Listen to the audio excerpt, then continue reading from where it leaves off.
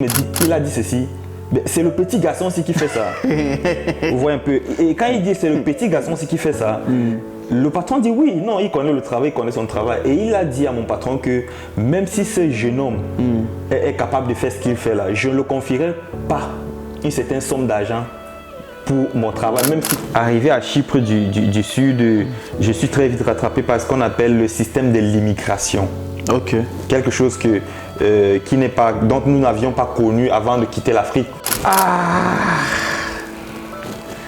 Quand je vois cette image, le pasteur Vincent, dont tu connais, nous connaissons ensemble. Exactement. Le pasteur Vincent, c'est un papa de formation pour apprendre l'anglais. Mais par contre, ce que je vais dire, étant donné que le Cameroun est un pays bilingue, l'anglais n'était pas étrange. C'était pas quelque chose d'étrange à mes oreilles. Ok. Je pouvais comprendre un peu, mais j'avais encore la difficulté au niveau de parler. Donc je pouvais écouter des gens. Au départ, je me souviens, j'étais obligé de faire là comme un sourd-muet, je faisais la gestuelle. Like this, good. Tu vois un peu, c'était drôle. Ouais. Mais il faut que je n'oublie pas que je suis passé par là aussi en même temps. Je sais que vous parlez, n'est-ce pas, de l'entrepreneuriat et vous êtes habitué aux chiffres. Combien est-ce que tu penses qu'il faut pour quelqu'un pour être prêt pour rentrer? Combien? Non, ça dépend de la personne. Non, monsieur Jonathan, ne faisons pas le politiquement correct. Non, ça dépend. Combien, par exemple? Moi? Ouais. 50K. 50 000 euros. C'est de 50 000 euros que tu parles. 50. La toute dernière question. Ouais. Tu aimerais avoir qui prochainement comme invité de surprise? Comme invité sur cette plateforme? Oui. J'aimerais avoir qui? Oui. Oh là, c'est... Je sais pas, je sais pas si je peux dire directement telle personne, mais je pense à un frère, à moi, un ami, un pasteur, le pasteur Joël.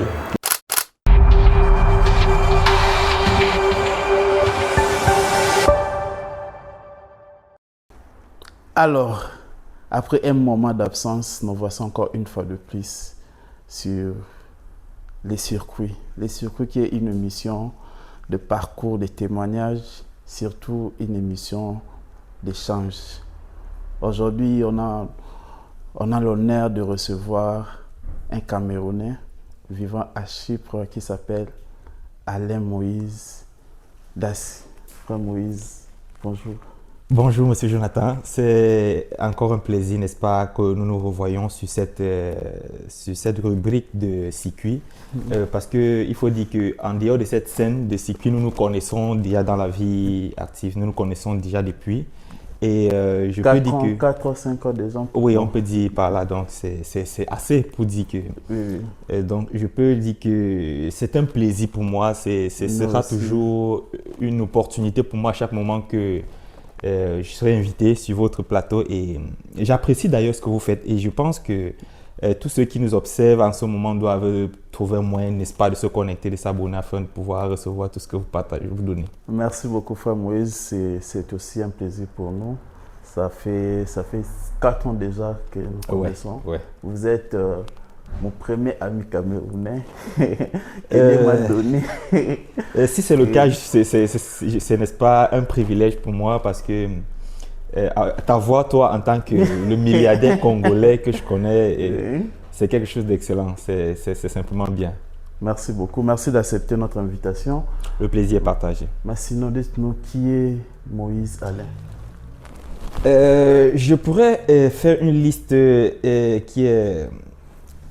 qui est sans fin de qui est Alain Moïse. Je pourrais dire Alain Moïse, c'est un Camerounais, un jeune Camerounais vivant en île de Chypre. Je peux dire Alain Moïse, c'est un technicien chaudronnier. Je pourrais dire Alain Moïse, c'est une personne active sur les réseaux sociaux, un influenceur en d'autres termes. Okay. Mais par-dessus de tout cela, je dirais Alain Moïse, c'est ton frère, c'est ton ami. C'est mon ami. Ouais. Vous êtes Camerounais. Vous êtes ici à Chypre depuis quelle année? Je suis arrivé en île de Chypre novembre 2018. Ouais, novembre 2018, ouais, à la fin de l'année 2018. Donc, disons... Nous sommes dans 7 ans, 7 ans par là, oui. Wow. 7 ans. Wow. Comment c'est évolué ici? Je ne peux pas répondre à cette question par une seule phrase parce que la question comment est-ce que ça évolue après cette année où on a expérimenté les hauts et les bas, Exactement. on ne peut pas le répondre avec une seule phrase. Mais je peux simplement dire que tout va bien. Tout va bien. Ouais. Plusieurs personnes pensent que vivre ici à Chypre, c'est très difficile. Qu'est-ce que tu peux commenter? Cela peut être vrai sur un certain angle, mais sur d'autres angles, on ne peut toujours pas dire, ça ne doit pas être une généralité que vivre à Chypre est difficile parce qu'il y a des personnes qui trouvent leur compte, il y a des personnes qui, même si tu leur payes, ne peuvent pas quitter Chypre. Donc, pour ce qui est de moi personnellement, je pense que après un certain nombre d'années, 7 ans, je peux dire que Chypre a été une nation ou un pays pour moi où la vie a été plus ou moins aisée pour moi. Ok. Bon, de toutes les façons, on va y arriver. J'aimerais d'abord qu'on parle de vous. Le frère Moïse du Cameroun est ici à Chypre. Parle-nous un peu du frère Moïse du Cameroun. Et veuillez m'excuser, tout à l'heure, nous venons de dire que bon, on se connaît avec Moïse depuis longtemps. C'est pour cela que je l'appelle frère Moïse parce que c'est aussi un homme de Dieu. Malgré qu'il a refusé un peu de maçonner, mais c'est un homme de Dieu aussi. Et donc, c'est pour ça que je l'appelle frère Moïse. Parle-nous un peu de frère Moïse du Cameroun. Ok, déjà avant d'entrer dans la phase de la raison ou bien du projet de voyage, le frère Moïse, c'était un jeune qui se battait très bien dans son pays, au Cameroun, et qui, comme beaucoup d'autres, s'en sortait, qui avait une vie quand même confortable. Et vous savez, ce phénomène, ce fléau, je ne sais pas s'il va appeler ça ce fléau, ce phénomène de voyage, lorsqu'il te prend, tu ne peux plus t'en débarrasser. Alors, il est arrivé une période où je me suis dit qu'il fallait que j'aille voir ailleurs, il fallait que je sorte du pays, il fallait que j'aille aussi en Europe. Avant d'arriver là-bas, je sais qu'on va y arriver. Vous êtes né dans une famille de combien de personnes? Nous sommes au nombre de 5 à mes parents. Nous sommes au nombre de 5, 2 garçons et 3 filles. Ok. Et toi, tu es? Je suis le 3e, je suis au milieu. Donc, j'ai l'aîné qui a une fille et suivi de mon frère aîné. Donc, je suis 3e et j'ai 2 petites sœurs. Et au Cameroun, tu étais dans quelle ville? La capitale, la ville de Yaoundé. Ah, ok. Tu as étudié là-bas, tu es né là-bas. Ouais, c'est vrai que je suis né dans une ville périphérique, mais j'ai été très tôt amené par les parents, ou bien je peux dire l'affectation des parents dans la ville, dans la capitale. J'ai été très tôt amené là, et c'est là où j'ai fait l'école primaire, j'ai fait le secondaire, j'ai débuté l'université dans une autre ville avant de voyager. Ah, ok. Maintenant, parle-nous un peu maintenant de votre voyage. C'était quoi la motivation de quitter la Cameroun?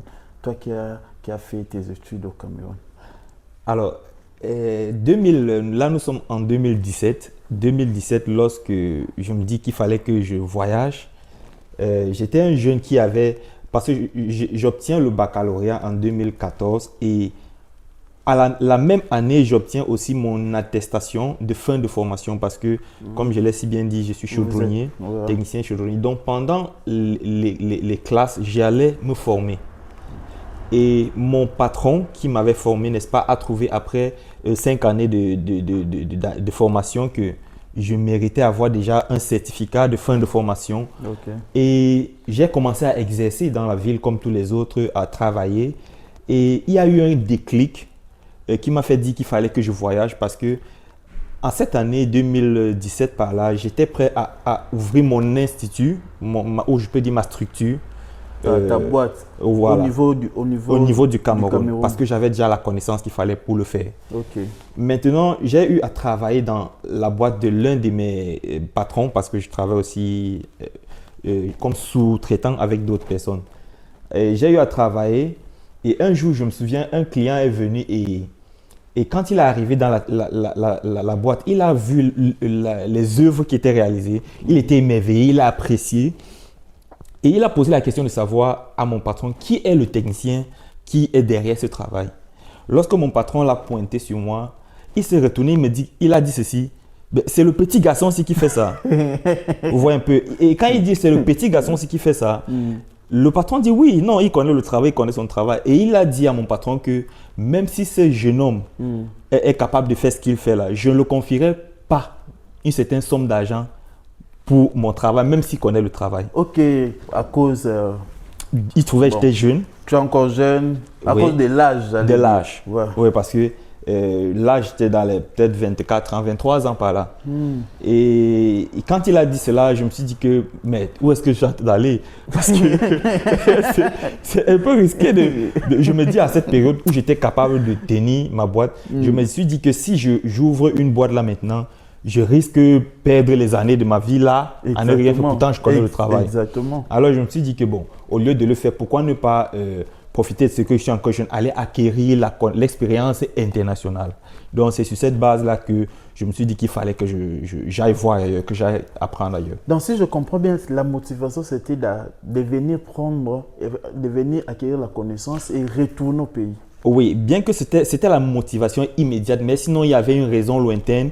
Pendant que j'étais encore sur les bancs, j'avais déjà des camarades de classe qui après le baccalauréat, voyageaient, ils partaient étudier en Europe, aux États-Unis, au Canada et bien d'autres.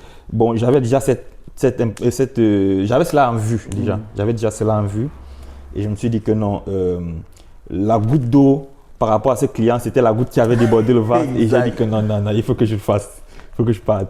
C'est comme ça que le projet de voyage, dans l'année qui suivait, s'est mise et je suis parti. Et c'était facile? Je peux dire que oui, c'était plus ou moins facile parce que en tant qu'étudiant, puisque je quitte le Cameroun en tant qu'étudiant. Ouais. Et pour ce qui est des études, je pense que quand tu réponds aux critères qu'il faut, il n'y a pas une université dans le monde qui va te refuser. Exactement. Alors, parle-nous maintenant, quand tu as voyagé, directement tu es venu ici ou bien toi aussi tu as passé par le nord? Déjà, il faudrait que ceux qui nous écoutent sachent que Chypre est divisé en deux parties. Il y a la partie nord et la partie du sud. Quand je quitte le Cameroun, j'arrive à Chypre du Nord comme étant étudiant. Donc, j'ai commencé bien sûr les études là-bas. Et bien après, je peux dire un mois par là, j'arrive en novembre 2018. La nuit, en fait, pendant que les gens sont en train de faire les fêtes de la traversée, je suis en train de traverser aussi. J'étais aussi en même temps en train de traverser parce qu'il fallait traverser. Donc, j'étais en train de traverser de Chypre du Nord pour Chypre du Sud. Et il faut préciser quelque chose ici. Quand je me décide de quitter, de voyager, quand je me décide de voyager, conscient de ce que mes parents ne pouvaient pas payer mes études sur le long terme. Alors, je leur ai sollicité pour leur aide pour la première année et que le reste, j'allais prendre sur moi. Exactement. Je me suis dit que, ok, je peux quand même me débrouiller. Si je me débrouillais bien dans mon pays, je peux aussi me débrouiller ailleurs. Et alors, c'est comme ça que quand je voyage, je savais automatiquement en moi que, comme je suis arrivé, mon destin est entre mes mains. Et il fallait que je fasse quelque chose. Et ayant étudié en quelques jours le système du Nord, du Chypre du Nord, j'ai compris que je ne pouvais pas être capable de travailler et de prendre soin de mes études étant au Nord. En même temps d'étudier et de travailler, oui. J'ai compris que cela ne pouvait pas marcher. Alors du coup, je me suis dit que pourquoi ne pas traverser et entrer dans le Chypre du Sud. Et quand tu as traversé, tu as continué avec les études ou bien? Non, il faut dire que quand je traverse, je n'ai pas continué avec les études parce que là, c'était déjà un autre système. Et tu vois, quand tu entres en Europe, tu ne comprends pas ce qui se passe parce que, à majeur, quand on est en Afrique, on a comme l'impression qu'on comprend l'Europe. Ok. Ou qu'on connaît, ou qu'au Chypre du Sud, je comprends que là, c'est le choc. C'est le choc et il faut que je me batte comme un homme. Donc, je suis arrivé avec ce mental-là. L'image que tu avais quand tu étais au Cameroun du pays à laquelle, bon, je sais que tu pensais, est-ce que tu pensais d'abord venir ici à Chypre pour étudier? Ou bien c'était un autre pays et la Chypre est venue par circonstance?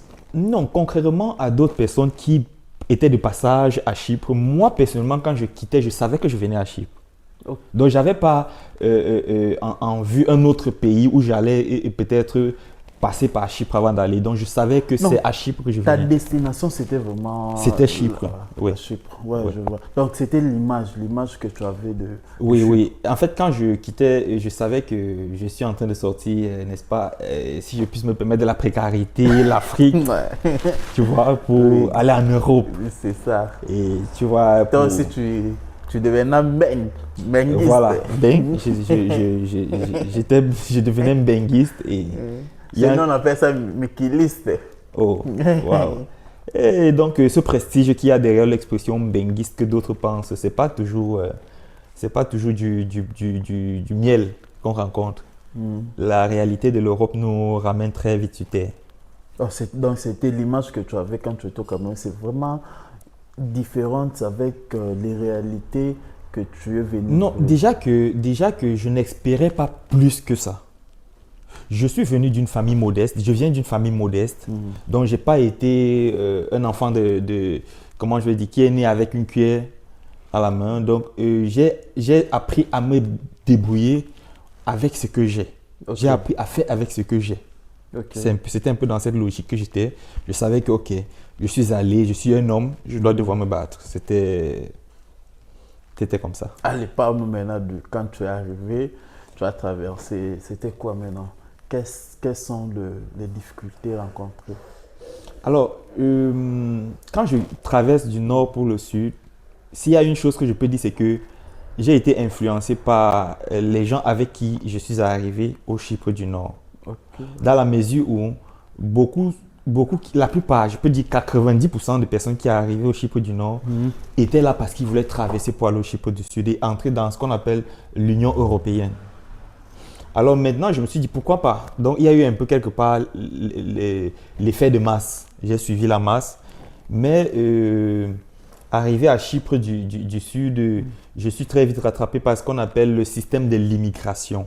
Okay. Quelque chose dont nous n'avions pas connu avant de quitter l'Afrique, la plupart d'entre nous. Tu n'avais pas la connaissance sur... Oui, je n'avais surtout pas la connaissance. Et j'arrive, on me parle d'une affaire de demande d'asile, on me parle d'une affaire de réfugiés. À l'époque, tu ne comprenais rien. En fait, c'était pas mon truc, quoi. C'est quoi encore ça? C'est quoi cette affaire? Je me dis que bon, si c'est une phase à remplir avant de continuer ma vie, alors allons le faire. J'étais pas préparé, j'ai jamais été préparé pour ça. Quand on se dise la vérité, j'ai jamais été préparé pour ce qui concerne la demande d'asile, l'immigration en général et tout ça, l'immigration illégale. Voilà, c'est ce qu'il faut, c'est l'expression qu'il faut utiliser. Donc, je suis arrivé, j'ai fait ce qu'il fallait faire. Et je suis allé passer par les services d'immigration qui, n'est-ce pas, m'ont reçu. Je suis passé par la demande d'asile. Okay. Et la vie a suivi son cours. Bien qu'il y a eu beaucoup d'autres choses qui se sont passées. Parle-nous de ça, nous sommes dans les circuits. Oui, d'accord. C'est ici qu'on parle de tout. Ok. C'est une émission de parcours. Il n'y a pas de souci. Il n'y a pas de souci. Ce que je vais dire, c'est que quand j'arrive à Chypre du Sud, quand je fais face à ce qu'on appelle demande d'asile, on me raconte une affaire, on me dit comme quoi je dois trouver une histoire que je dois raconter afin d'être dans la posture d'un demandeur d'asile. Et donc, si les choses se passent bien, je pourrais être un réfugié reconnu, réfugié ou non. Et j'ai demandé, c'était quoi, la question que j'ai posée, c'était quoi dans le cas où on te refuse? Parce que je savais intérieurement, qu'est-ce que je vais aller dire à ces gens? Ouais, tu n'avais pas la connaissance. Je n'avais pas la connaissance, je n'étais pas préparé. Exactement. Et du coup, je dois créer une histoire qui n'a ni tête ni queue, afin de pouvoir rester, parce que là, j'avais aussi en même temps peur que la police peut t'arrêter là et puis peut-être que tu te retrouves dans ton pays. Donc, je suis allé le faire, j'ai rempli la formalité. La vie a été très bien difficile par la suite, par exemple au niveau du travail. C'est là où je constate que dans mon pays, j'étais technicien, soudeur, chaudronnier.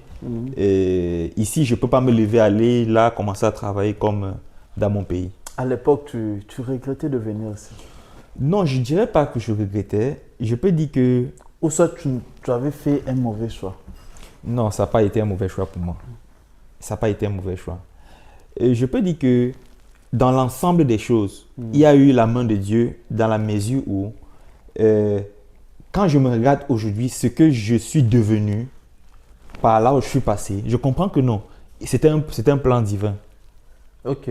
Oui, c'était un plan divin. C'était une préparation seulement. Voilà. Donc, et déjà que, comme je l'ai dit, je ne suis pas né avec une cuillère à la main.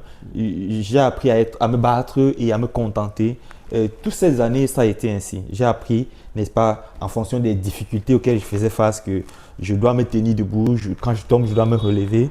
Je suis un homme, je n'attends rien de personne. Pour moi, le Père Noël n'existe pas. Et c'était quoi votre premier boulot? Je pense que j'avais débuté avec des petits boulots. Je partais défricher. Je partais couper les herbes pour avoir 5 € l'heure. Ah bon? Et pour moi, c'était quand même bizarre. Où je me disais que mais c'est quoi? Qu'est-ce que je suis venu faire en Europe? Tu vois, et souvent, ces choses, c'est ce qu'on ne dit pas directement à nos familles proches. Que non, je suis en train de couper les herbes là pour gagner 5 €. Et pendant que je parlais avec ceux qui étaient là, c'est là ils me disent que mais tu es bien. En cette période, tu pouvais facilement te retrouver que travailler 1 heure pour 3 €. Là, nous sommes en 2018. Là, nous sommes en début 2019. Début 2019. Ouais. Donc, c'était très restreint le travail. Pour ce qui est des demandeurs d'asile, il était difficile. Le prestige, le boulot le plus prestigieux en ce temps, c'était de travailler dans une station-service comme pompiste. Wow. Ouais. Wow. Et je l'ai fait après un bon bout de temps. Je peux aussi dire qu'après cela, j'ai eu mon premier boulot où je trouvais que c'était un peu sérieux et convenable et décent pour moi. J'ai travaillé en tant que maintenancier pour les piscines. Donc, nous, on faisait les maintenances des piscines et la construction aussi, la conception et la construction des piscines. Donc, j'ai eu à faire un peu dans ça. Et ça, c'était dans le noir. Hein. Là, je travaille dans le noir parce que légalement, je ne peux pas faire ce boulot. Oh, à l'époque, il n'y avait pas le contrat. Genre... Je ne pouvais pas. Ce boulot, c'était un travail de prestige. Je ne pouvais pas le faire. Donc, du coup, j'ai eu la chance d'avoir dans mon parcours des très bons patrons qui ont apprécié, qui ont su apprécier ce que je sais faire. Donc, celui-là, il avait trouvé que même si je n'étais pas du domaine de la construction du bâtiment, j'avais déjà quand même des notions élémentaires en tant que technicien qui permettaient à ce que lui et moi, on avait une communication facile. Mais là, il faut encore venir au niveau de la langue qui... Et c'est ça aussi. J'allais te poser, parce qu'une fois, tu m'avais dit, tu as appris l'anglais ici. Avant d'arriver en Grève, je sais que tu parles l'anglais. Tu as appris aussi l'anglais ici. Voilà, ce que beaucoup de personnes ne savent pas, l'anglais, je l'ai appris ici, dans le tas. Je n'ai jamais été dans un centre de formation pour apprendre l'anglais. Mais par contre, ce que je vais dire, étant donné que le Cameroun est un pays bilingue, l'anglais n'était pas étrange. Ce n'était pas quelque chose d'étrange à mes oreilles. Je pouvais comprendre un peu, mais j'avais encore la difficulté au niveau de parler. Donc, je pouvais écouter des gens. Au départ, je me souviens, j'étais obligé de faire là comme un sourd-muet et je faisais la gestuelle. Like this, good. Tu vois un peu, c'était drôle.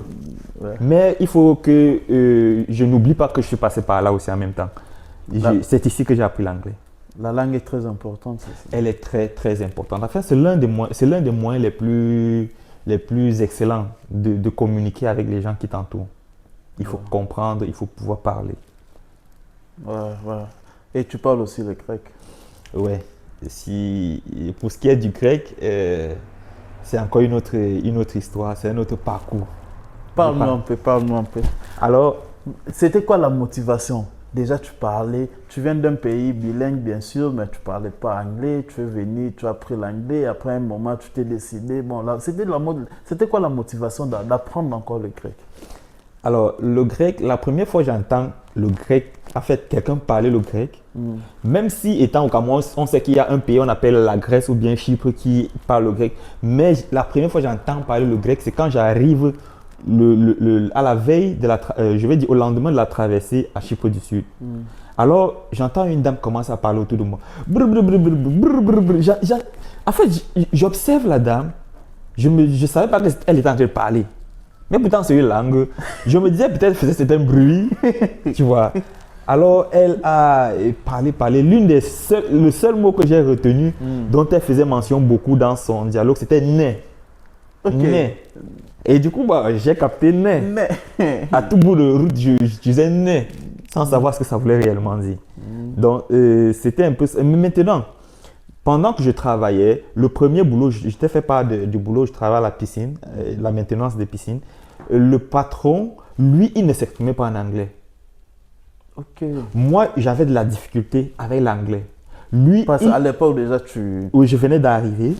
Lui, il ne s'exprimait pas en anglais. Et déjà, même quand il voulait, il trouvait ça difficile pour lui. Ce qu'il voulait, c'était d'être confortable dans le grec.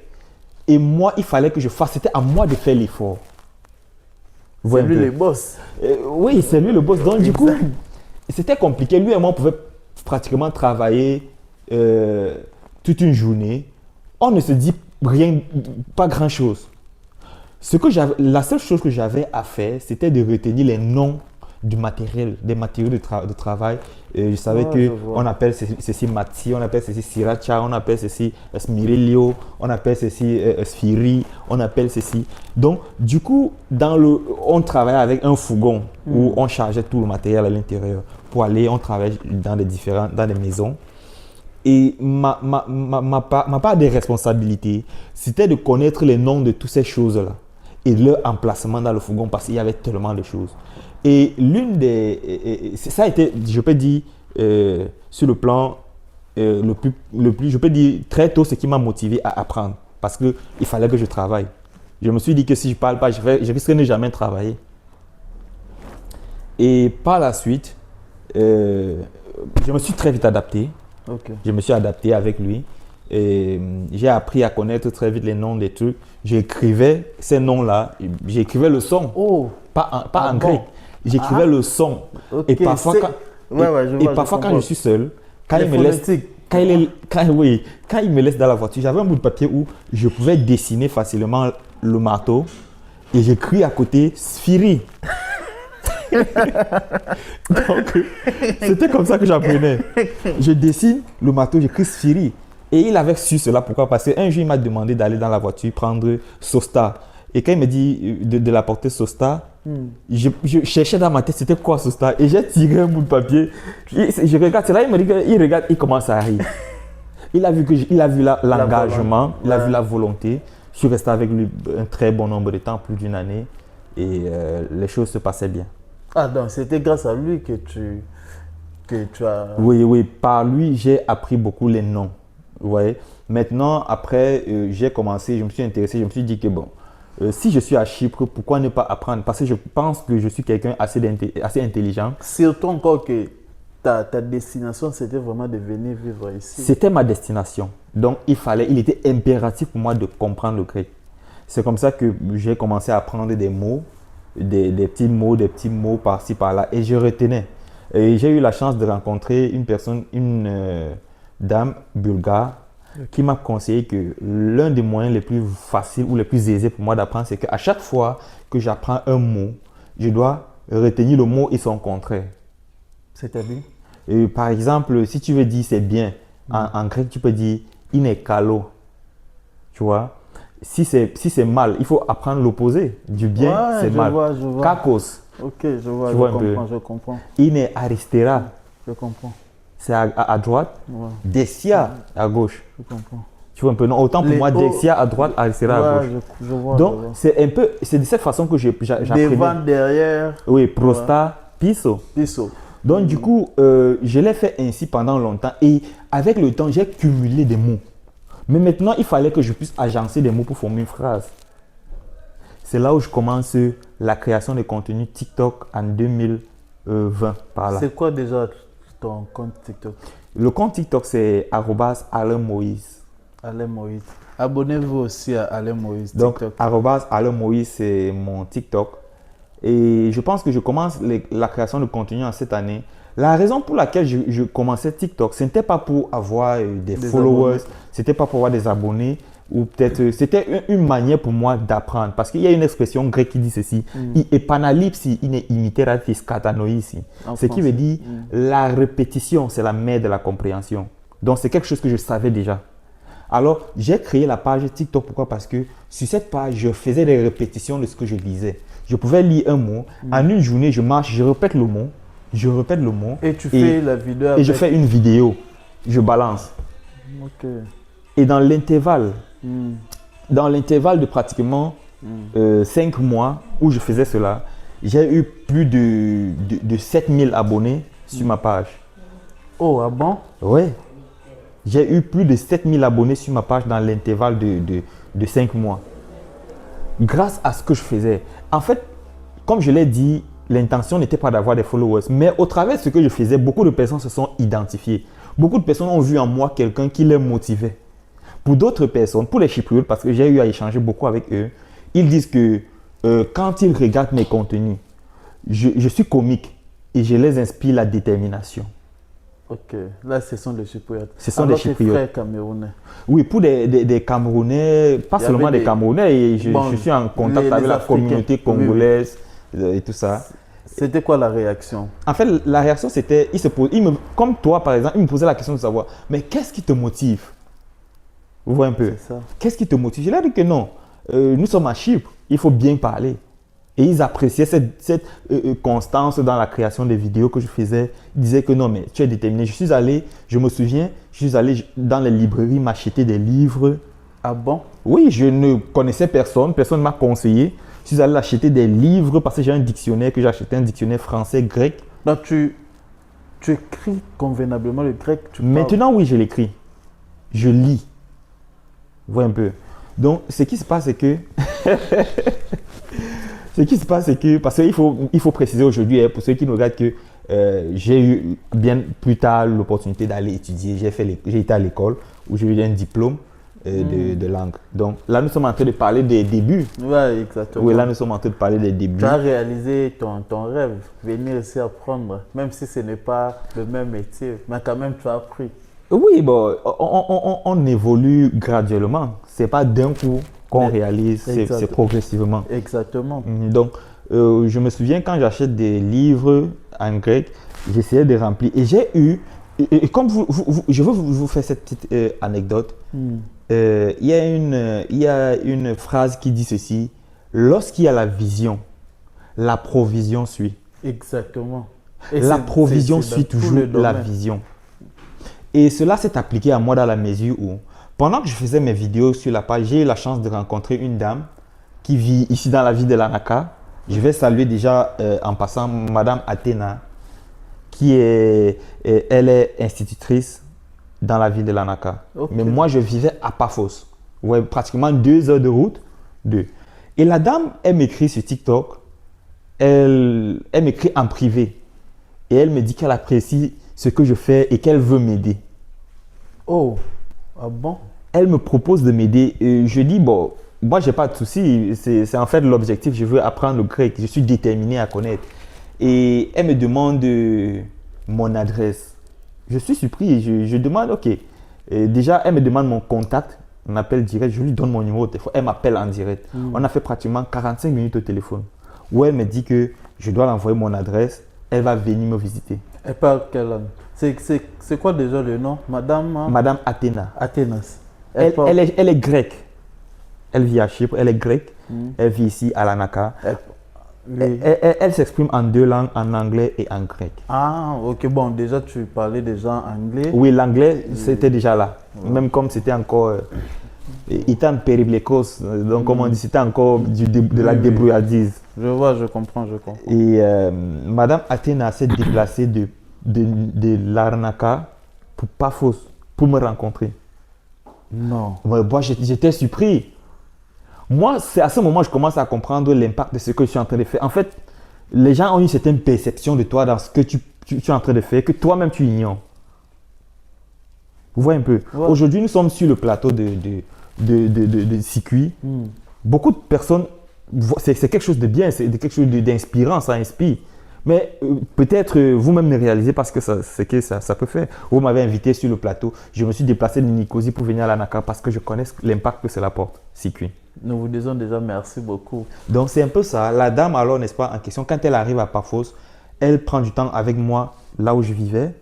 Vous voyez, vous savez, nous les Africains, on vit toujours en communauté, nous sommes toujours dans la colocation. Oui, exactement. Je me suis dit, c'était un moment, peut-être, est-ce qu'il est inconfortable de venir là où je suis avec mes frères et tout ça. Mais au contraire, elle était très relaxe.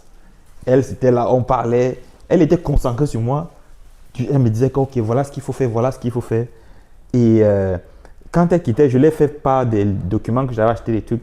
Elle a dit c'est bien. Elle m'a dit, ok, voilà comment on va faire.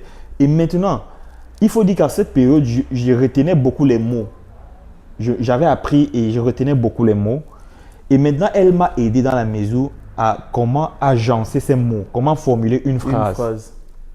Vous voyez un peu? Ouais. C'est là où elle m'apprend comment je peux dire Moïse est allé au travail hier. Là, il faut faire mention du nom, il faut faire mention du verbe et le temps auquel le verbe est conjugué. Il faut faire mention, tu vois un peu, homo ici, pièce, tindulia, ertes. Moïse est allé au travail hier. Donc, il fallait faire la différence. Elle m'apprend les choses, par exemple, la différence entre le présent, aoristos, le futur, aplomelonda, et le passé. Donc, c'est avec elle que j'apprends à vraiment placer les choses là où il faut. Et là, je n'avais pas encore commencé à aller à l'école. C'était encore les rencontres sur TikTok. C'était encore, n'est-ce pas, dans ma débrouillardise, dans mon objectif, objectif de pouvoir parler, que nous nous sommes rencontrés. Et la dame, nous sommes en contact. Et pendant bien longtemps, elle se déplaçait toujours de Paphos, de Lanaka autant pour moi, jusqu'à Paphos pour venir me donner cours. C'était presque à la maison. C'était combien de jours? Non, on pouvait se rencontrer peut-être 4 fois par mois. Waouh. Et continuellement, on était au téléphone sur WhatsApp, toujours. Et elle m'avait dit à n'importe quel moment je veux savoir quelque chose. J'écris, je demande. Et j'écrivais. Je ne me retenais pas sur ce coup. Je posais des questions. Et elle me répondait.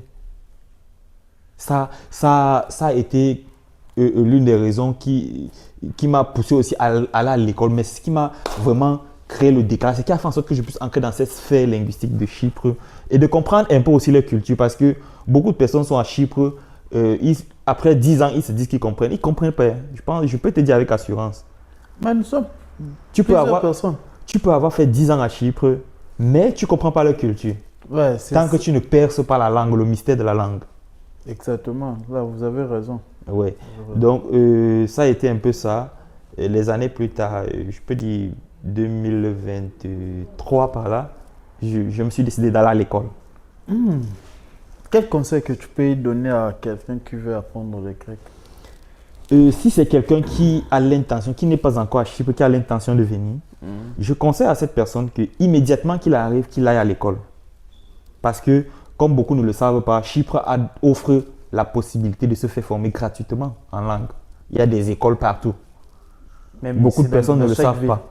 Il y a des écoles partout. Dans chaque ville. Dans toutes les villes. Vous êtes surpris? Ouais. Il y a des écoles partout. Et si la personne est déjà à Chypre et qu'il a déjà fait un certain nombre de temps, tu vois, quand tu es déjà entré dans un pays… Comment il va faire d'abord?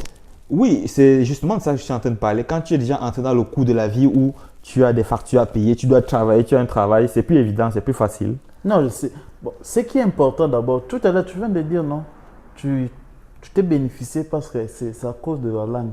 Tu vois un peu. Dieu t'a béni parce que tu étais bien préparé aussi. Oui, je peux dire que si j'avais su, j'aurais commencé l'école plus tôt que je ne l'ai fait.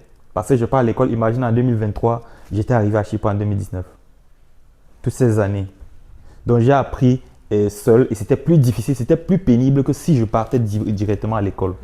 Ouais, je vois, je comprends. Donc je parle, n'est-ce pas, pour conseiller quelqu'un qui est déjà à Chypre, qui a déjà une vie, trouve l'opportunité d'aller dans une école et forme-toi légalement et le plus tôt sera le mieux sera pour toi. Le plus tôt, le mieux ce sera pour toi. Comment faire maintenant? Tu as une idée? Comment il peut faire s'il a besoin de rejoindre une école? Oui, déjà sur ma page TikTok, j'ai eu l'opportunité de faire un live où j'aidais ceux qui veulent avoir des contacts de différentes écoles. Je pourrais, n'est-ce pas, pour ceux qui vont regarder, qui pourront passer sur ma page, je vais faire une vidéo où je vais donner des localisations de certaines écoles dans des villes. Par exemple, dans la ville de Paphos, j'en connais peut-être 3. À Nicosie, j'en connais, mais je n'ai pas été dans les écoles de Nicosie. À l'ANACA, puisque j'ai une liste qui me donne toutes ces informations. Donc, nous sommes vraiment obligés de s'abonner chez Alain, @Alain Moïse. Faites-le, vous n'allez pas regretter, vous allez apprendre beaucoup. Je pense que moi, je suis dans la posture de quelqu'un qui sait aider un serviteur. J'apporte ce qu'il faut à ceux qui ont besoin. Tu réponds aussi facilement. Pardon? Tu réponds aussi facilement quand on t'écrit. Je réponds, oui. C'est ce coup-là, je suis disponible. Je suis disponible. Ok, je vois. Alors, toi-même, Il n'y a pas moyen que tu puisses donner le cours. J'ai essayé. Ouais. J'ai essayé avant, mais c'est pas évident parce que quand tu as déjà une vie où tu as tes activités personnelles, c'est difficile. C'est difficile. Et encore, l'un des plus grands problèmes, c'est que les gens majoritairement qui veulent apprendre le grec et qui viennent te dire je veux apprendre le grec, ce sont les personnes qui attendent après que tu fasses l'effort pour venir leur rappeler que je dois t'apprendre. Ça n'encourage pas quand tu veux apprendre à quelqu'un, tu veux donner à quelqu'un et c'est toi qui dois courir après la personne. La détermination de la personne vers toi peut être une motivation pour toi de le faire. Quand quelqu'un te dit je veux apprendre et que la personne est déterminée derrière toi, ça peut être pour toi une motivation de le faire, mais c'est boring, c'est fatigant de courir après quelqu'un pour l'enseigner. Déjà, je peux recommander, je ne suis pas seul, j'ai un frère.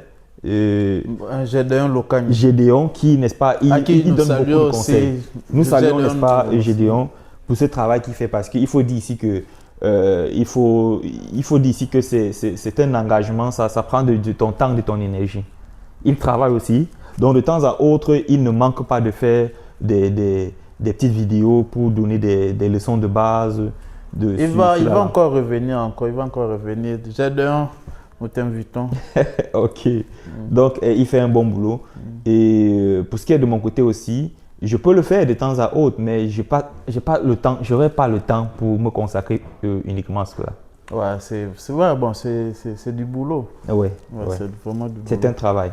Ouais, parle-nous encore. Nous sommes toujours... Et je vais, n'est-ce pas, je vais aussi dire, quand je finis, et pendant que je finis avec la dame, bon, pas que j'ai fini avec la dame, Madame Athéna, lorsque je commence l'école à Gymnasio Nicolas à Paphos, mon enseignant de langue dans la classe a immédiatement remarqué cela parce qu'au départ, j'avais déjà la facilité de prononcer, la facilité de formuler même une phrase. Et du coup, c'est la question. Déjà la base. J'avais déjà la base. Du coup, la question qui revient toujours, ça fait combien d'années tu es à Chypre? Et je leur ai fait savoir que bon, ça faisait pratiquement 5 ans par là. Et elle me demande, Pierre Stinelada, si j'ai été en Grèce.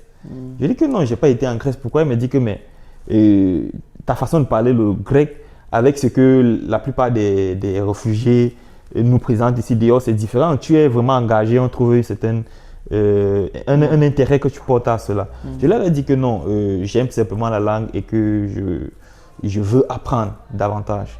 C'est là où, pendant l'apprentissage, mon enseignant, n'est-ce pas, me faisait des aides. Je peux appeler ça des aides de plus. Pourquoi? Parce qu'à part le cours, je t'ai dit que j'avais déjà la facilité à visiter les librairies. Donc, j'achetais des bouquins où il fallait remplir les réponses, il fallait répondre. Donc, du coup, j'achetais un livre, je pouvais finir un livre. Des livres de 180 pages et tout ça. Je remplis, je réponds et je donne à mon enseignant. Elle corrige. Ça, c'est en plus des cours que je faisais normalement. Au-delà de ce qu'elle te donne. Oui. Donc, j'avais cet engagement personnel où je travaillais, je travaillais seul, franchement. Et je donnais, elle faisait, n'est-ce pas, des corrections. Non, ici, là, on ne dit pas ainsi, il faut le dire comme ceci, il faut le dire comme cela. Et ça a beaucoup amélioré dans mon grec. Ouais, beaucoup même. Et je me souviens lorsque je finis la classe, parce que là, je pars au niveau 1, elle me fait savoir que j'avais presque le niveau A2. Parce qu'il y a des niveaux, il y a A1, A2, B1, B2 et plus. Parce que ça part pratiquement jusqu'à C2. Elle me fait savoir que j'ai un niveau A2. Donc, je pouvais aller directement en A2. J'ai dit à la dame que non, je vais être sûr. Je veux faire asseoir. Oui, je ne suis pas pressé. Je vais faire asseoir ce que je sais déjà. Je ne veux pas connaître beaucoup de choses et ne pas être sûr. Je préfère être sûr de ce que je connais et évoluer ainsi. C'est comme ça que quand on a fini l'année, j'ai demandé si je pouvais, parce que j'étais zélé. Tu vois, quand tu as encore le zèle, tu ne sais pas comment ça se passe. Je demande à mon enseignant. Partout.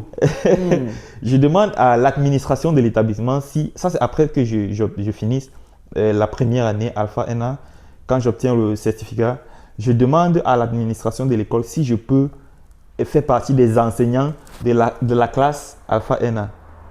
Parce que là, je passe à Alpha Dio, au niveau de... Maintenant, tu as besoin de passer au Je demande si je peux enseigner les gens de Alpha NA. Ah bon? Ils ont ri, ils ont apprécié parce que j'étais le seul Africain de ma classe et je suis sorti le premier de ma classe. Waouh! Sur toutes les notes, parce que et je vais vous expliquer comment est-ce que c'est noté lorsque vous faites la langue. La langue est notée au niveau du parler, au niveau de l'écrit, au niveau de la compréhension et au niveau du discours. De toutes ces matières, ma plus faible note c'était 17 sur 20. Waouh!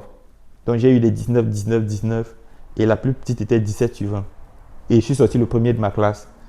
Donc je dois aussi, il faut que je le dise, parfois on veut être humble sur tout. Sur cela, je ne suis pas humble sur cela. Non, ce n'est pas de l'orgueil. Je suis fier parce que c'est un travail qui a été fait. Oui, exactement. Donc, c'est comme ça que l'administration, lorsque je ne fais pas de ma volonté d'enseigner, ils ont ri, m'ont fait savoir que c'est bien beau, tu es très aisé, tu es zélé, mais il y a une autre formation qui est faite pour ceux qui doivent enseigner. Parce qu'il ne s'agit pas seulement de donner la connaissance, mais comment la donner. La pédagogie. Voilà, la pédagogie, ça c'est le mot exact, la pédagogie. Donc, ils m'ont fait savoir qu'il fallait que je fasse encore un training pour pouvoir enseigner. Bon, c'est vrai que ça ne s'est pas fait, mais j'ai préféré continuer avec les cours. Et actuellement, maintenant, vous faites quoi dans la vie? Je travaille comme technicien chaudronnier toujours. Ça n'a pas changé. C'est ce qui m'a toujours nourri depuis que je suis jeune parce que c'est ce que j'ai fait pendant longtemps.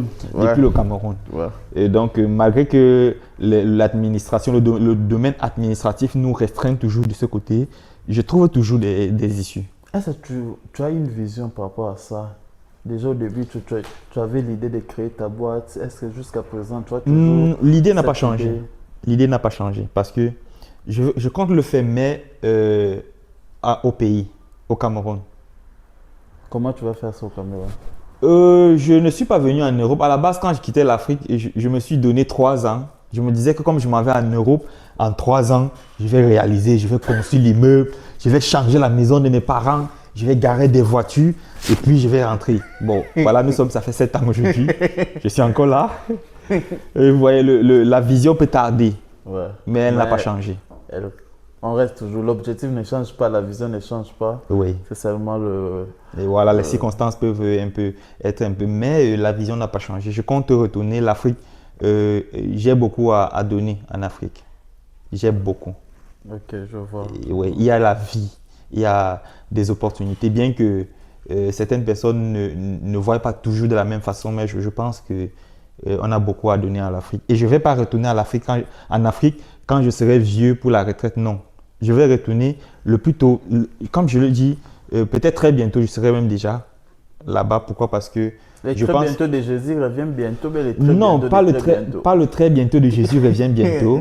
Le bientôt, un bientôt très proche, parce que c'est déjà déterminé. Je peux dire que c'est calé déjà. Ah, c'est que tu as déjà accompli. Oui, non, je peux dire le retour, c'est déjà calé.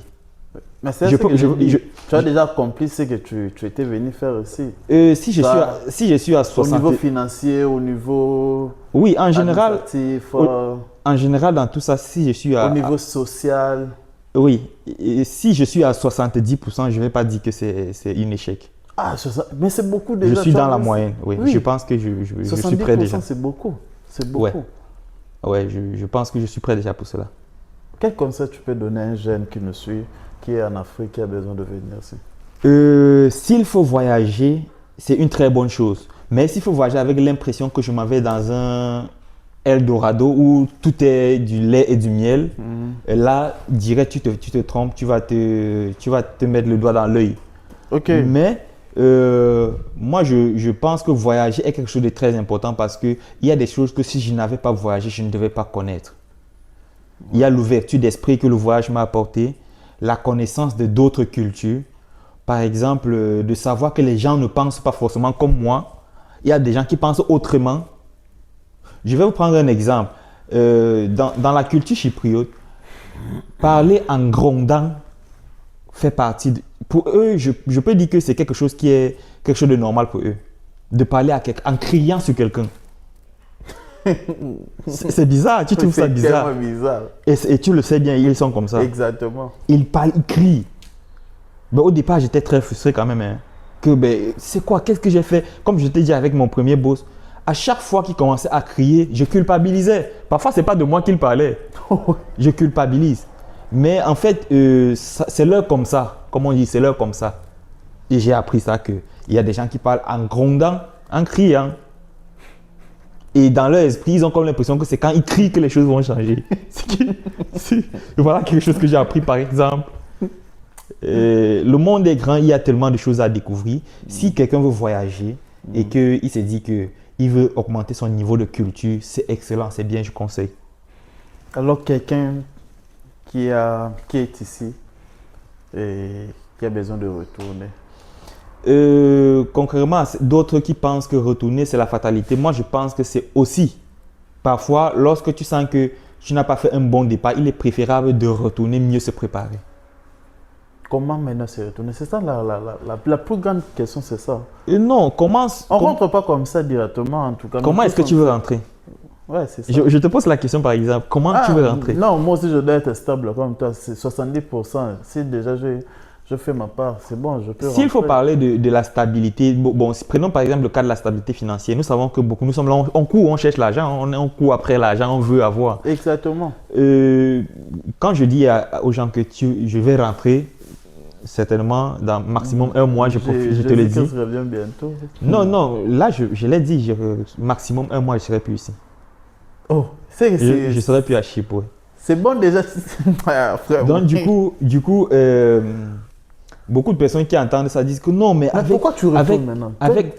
Avec l'intégration que tu as à Chypre, tu parles. Ta vie, et en plus tu n'as jamais manqué de boulot, et tu es à l'aise. Tu n'as manqué de boulot, tu parles grec. Tu es mieux que d'autres personnes et tu rentres. Tu es partout, tu es à l'aise. C'est comme si c'est le Cameroun pour toi. Non, je prends la vie pour moi est comme un parcours où il faut se faire c'est comme une belle aventure, la vie en général. Je ne suis pas figé de ce que je dois caler à Chypre parce que j'ai un problème d'argent. Non. Déjà, même quand on parle argent, les gens qui disent qu'il faut bien avoir les moyens avant de rentrer, c'est combien est-ce que de combien est-ce que tu parles par exemple? Parlons des chiffres. Je sais que vous parlez, n'est-ce pas, de l'entrepreneuriat et vous êtes habitué aux chiffres. Combien est-ce que tu penses qu'il faut pour quelqu'un pour être prêt pour rentrer? Combien? Non, ça dépend de la personne. Non, monsieur Jonathan, ne faisons pas le politiquement correct. Non, ça dépend. Combien, par exemple? Moi? Ouais. 50K. 50 000 euros. C'est de 50 000 euros que tu parles. 50K. Ok, mais ce que tu dois comprendre aussi, c'est que le jour où tu vas avoir 50 000 euros, tu vas trouver que c'est insuffisant. Il te faut encore un peu plus. Mais c'est que, non, la vision est progressive. Les jours où je vais toucher 50 000, peut-être j'aurai une autre vision. Peut-être ça sera 100 000 ou bien ça 50 000 cas. Okay. Mais actuellement, c'est parce que je sens que je n'ai pas encore touché. Ok. Et donc, si tu ne touches jamais les 50 000 euros, tu ne vas jamais retourner à je ne parle pas de toucher, je parle de le chiffre d'affaires que mon entreprise. Ok, ton chiffre d'affaires, ok. Donc, si ton chiffre d'affaires n'atteint pas 50 000 euros, tu ne vas pas envisager repartir au Congo. Là encore, c'est un autre problème à résoudre. En fait, ce que je vais dire, c'est que si on veut partir sur cette base, on ne va jamais arriver. Il faut encore un peu, Non, moi, je prends la vie comme une très belle aventure. J'ai eu une très belle... Je peux dire, si je n'abuse pas, j'ai eu une très belle vie à Chypre, comparé à beaucoup de personnes que j'ai vues autour de moi. Tu vois un peu? Ouais, je vois. Et je pense que il est bien d'aller dans un pays où on se sent à l'aise et de durer. Mais il est préférable, il est plus sage de savoir quand il faut partir. Parce que quand tu excites, quand tu pars au-delà de ton temps, tu peux te retrouver, n'est-ce pas, dans ce qu'on appelle la routine. Tu commences à faire des choses mécaniquement. Or, moi, par exemple, sachant l'appel que j'ai, de ce à quoi je suis appelé, je ne suis pas appelé à venir stagner dans un pays. Non. Tu as besoin de la liberté. La vérité qu'il y a, c'est que le monde est grand. Je dois voyager. Ouais. Et je reviendrai à Chypre. Ok. Je vais repasser à Chypre. quand je dis je ne reviens pas au pays, c'est pas que je vais aller caler aussi, mais je vais revenir à Chypre, ça c'est sûr. Frère Maurice, merci beaucoup. Nous chutons déjà. Mais sinon, on a une rubrique. Je vais vous montrer une photo et puis tu vas commenter. Ok. Ah! Quand je vois cette image, le pasteur Vincent, dont tu connais, nous connaissons ensemble, nous sommes. Exactement. Le pasteur Vincent, c'est un papa qui est à Chypre, ça fait des années. Et pendant que je parlais avec lui, il y a quelques jours, nous avions voyagé ensemble pour aller rendre ministère à Paphos.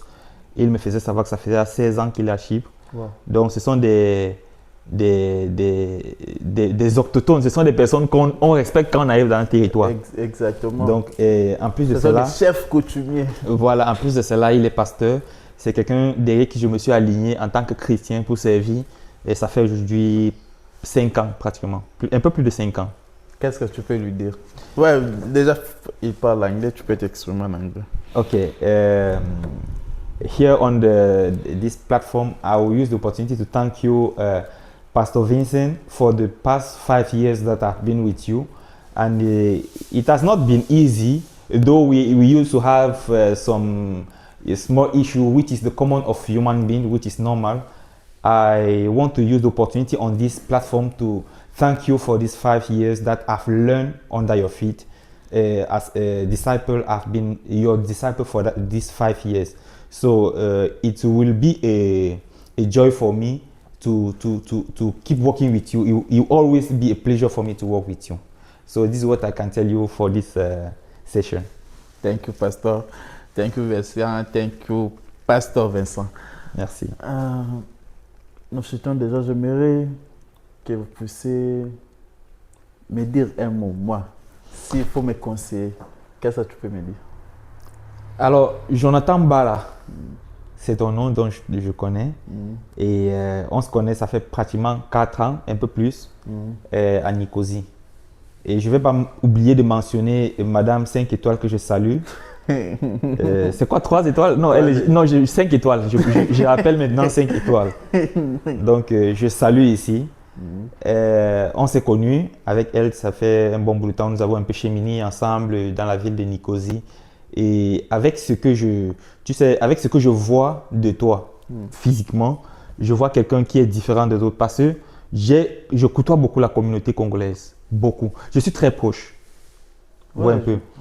Et je vois la différence que je vois, c'est l'ouverture d'esprit comparé à beaucoup d'autres personnes qui, je ne vais pas dire que, mais je peux dire qu'ils sont différents. Je vais utiliser l'expression différent dans le sens où on peut aborder des sujets importants ensemble. On peut parler des choses de ton concept, par exemple, de l'entrepreneuriat. On peut parler, n'est-ce pas? En tant que chrétiens, nous sommes des enfants de Dieu parce que ce qu'il faut dire, c'est que au-delà de tout cela, nous sommes des enfants de Dieu, ce qui nous lie, nous tous. On peut parler, n'est-ce pas, de la parole de Dieu ensemble.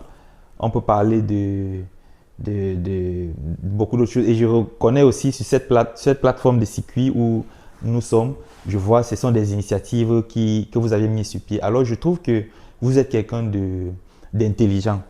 Malheureusement, pour nous, dans notre communauté africaine, on apprécie beaucoup quelqu'un lorsqu'il n'est plus.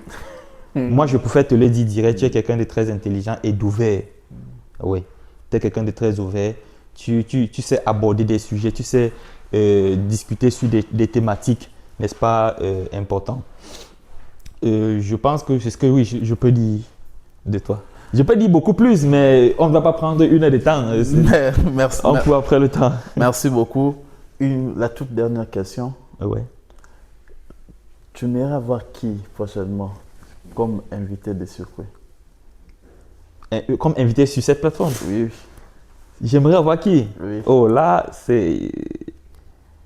Je sais pas, je sais pas si je peux dire directement telle personne, mais je pense à un frère, à moi, un ami, un pasteur, le pasteur Joël. Le pasteur Joël.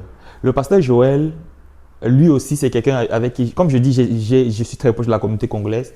C'est un Congolais avec qui on a cheminé. Bien que j'étais pasteur assistant dans une assemblée, lui, il était pasteur d'une autre assemblée.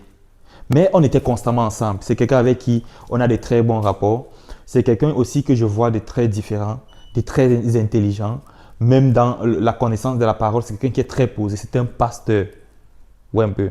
Je pense que pour l'émission Circuit, il peut avoir beaucoup à donner dans son parcours à Chypre. Parce que je connais, moi je ne vais pas parler de lui, mais je connais qu'il est passé par beaucoup de tribulations. On va faire de notre mieux pour recevoir le pasteur Joël. C'est un Congolais? C'est un Congolais, ouais. Il est où? Il est à Paphos, il réside à Paphos. Mais je pense que si vous essayez, l'émission essaye, ce sera possible de la voir. Merci beaucoup. Sinon, votre dernier mot? Comme vous allez, je vais finir par dire que au-delà de tout ce que vous aviez appris de moi, de ce que vous aviez écouté de mon parcours, de Alain Moïse, le chaudronnier, Alain Moïse, le politologue, Alain Moïse, le pasteur, je ne vais pas dire que je suis... au-delà de tous ces titres ronflants, vous voyez un peu, je peux simplement dire que Naza Mwana Nzambe.